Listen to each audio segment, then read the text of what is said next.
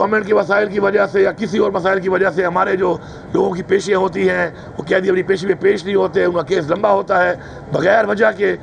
Delay होता है उसके अंदर। तो उसके लिए जो अब यहीं से बैठ कर ऑनलाइन जो है वो अपनी पेशी में हाज़िरी कर सकते हैं, तो इससे ये जो एक डिले का जो एक प्रोसेस था ये ख़त्म इससे हो रहा है, बल्कि हो चुका है। इस तरह मुलाकात के लिए भी आप देखें कि ज़ाहिर बात है जेल में जो लोग होते हैं अपने घर के लिए कोई वो वसीला रोज़गार होते होंगे, जब वो घर में नहीं होते तो ज़ाहिर बात है घर वालों पैसे ही माली परेशानी होती है, और साथ साथ फिर उनको मिलने के लिए आने के लिए कोई कहाँ से जब आता है तो ज़ाहिर बात है पैसे लगते हैं। तो इसी तरह घर से बैठ के अगर वो उनकी मुलाकात कर लेंगे, उसका हाल हवाल देख के और बाई वीडियो देख कर तसल्ली हो जाती है कि वो ठीक ठाक है और आपस की बातचीत भी हो जाती है। तो इसके दो फ़ायदे हैं कि ज़्यादा मुलाकात भी हो सकती है और उनके ऊपर अखराजात भी ना आए उनके ऊपर। इसके अलावा जो है इंडस्ट्री के बारे में बड़ा फोकस किया हुआ है और इंशाल्लाह हम पूरी कोशिश कर रहे हैं कि हमारी तमाम जेलें जो हैं उनके अंदर प्रॉपर, जिस तरह पेशावर में कुछ जेलों में बड़ा अच्छा भी हमने एस्टेब्लिश कर लिया है, जिससे काफ़ी ज़्यादा जो है रेवेन्यू आ रहा है, और रेवेन्यू हमें नहीं आ रहा, वो उसी कैदी को जो मैन्युफैक्चरिंग करता है उसके घर वालों को मिलता है। तो मुझे बड़ी खुशी हुई, जो मैं लेता रहता हूँ जब फीडबैक के ऐसे भी कैदी हैं कि जिनको 1 महीने में 50,000 से भी ज़्यादा मिला है काम करने का, तो वो पैसा उनके घर वालों को ट्रांसफ़र हो जाता है। तो बजाय वो बोझ बनने के, लाइबिलिटी बनने के अपने घर के अफराद के ऊपर, वो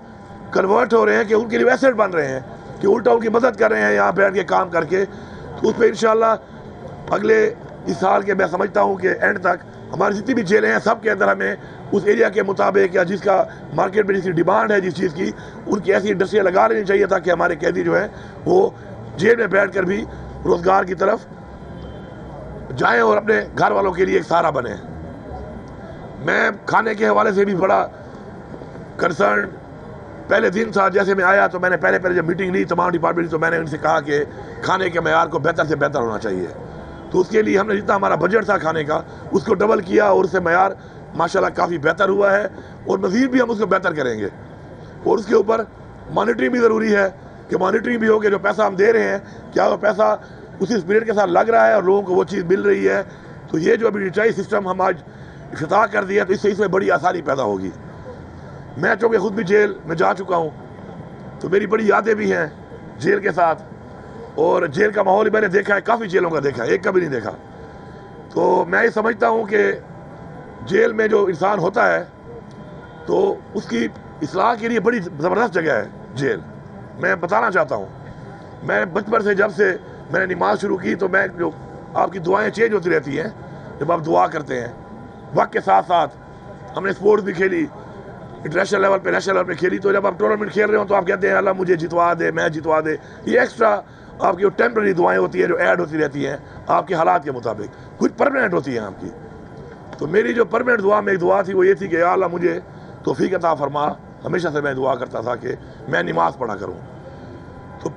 इंसान जो है वो चूँकि इंसान ख़ता का पुतला है, तो मैं नमाज में इतना ज़्यादा पर्टिकुलर नहीं था, पाबंद नहीं था। जेल जाने के बाद माशाल्लाह मुझे एक जो सबसे बड़ा फ़ायदा हुआ ये हुआ कि मैंने नमाज फुल शुरू कर दी पाबंदी के साथ, और वो आदत इंशाल्लाह मेरी बरकरार है अभी तक।